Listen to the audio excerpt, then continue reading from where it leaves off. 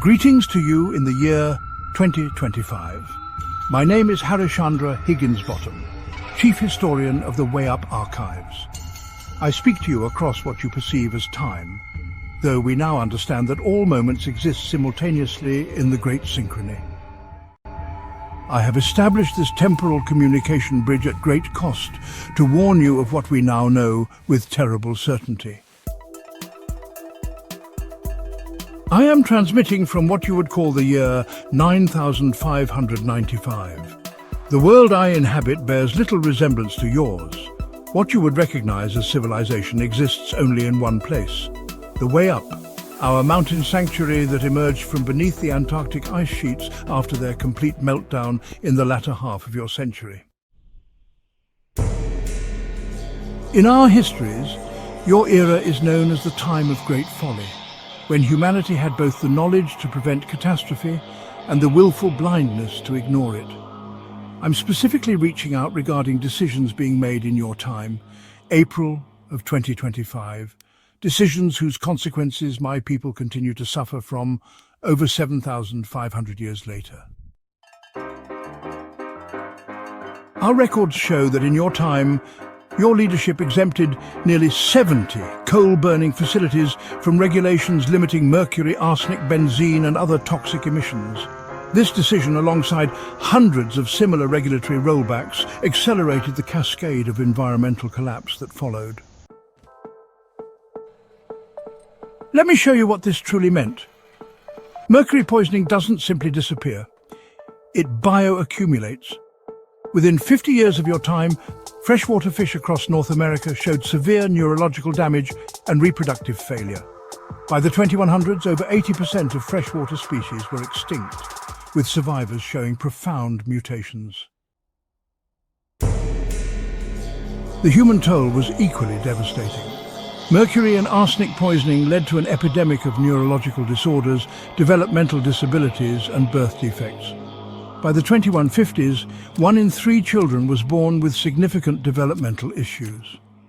Cognitive function across the species declined measurably with each generation. The ecosystems you relied upon collapsed in succession. First the pollinators, then the soil biomes, then the ocean food webs. Your descendants fought wars over dwindling resources while the planet's ability to sustain complex life diminished year by year. What madness possessed your society to sacrifice the future for such temporary gain? Our archives contain the answer: the relentless pursuit of profit, the willful denial of scientific evidence, and the failure to recognize the fundamental interconnectedness of all living systems. Your records show that facilities like the Colstrip Generating Station in Montana, already known in your time as one of the worst polluting facilities, received exemptions, allowing them to continue poisoning the land, air and water.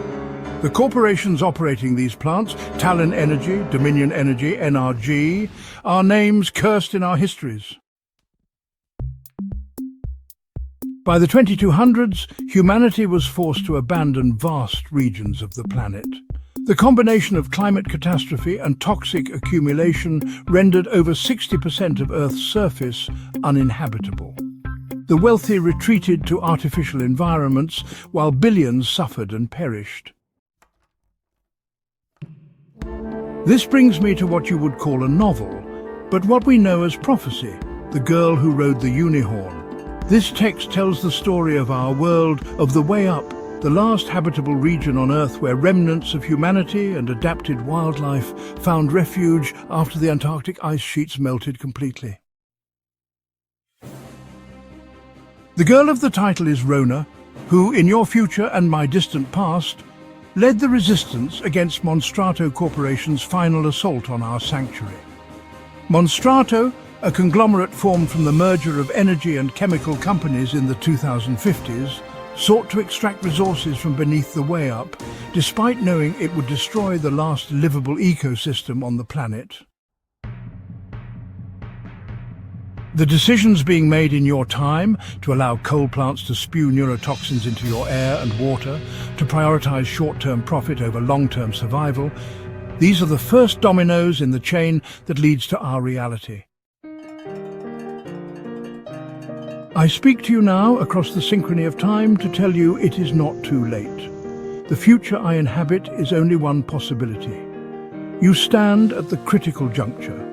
The regulations being dismantled in your time were put in place precisely because science had revealed the devastating consequences of these toxins. Mercury doesn't just disappear. Arsenic remains in the soil for centuries. The poisons you release in 2025 will still be killing in 5025 and beyond. I must end this transmission. Maintaining the temporal bridge taxes our limited resources.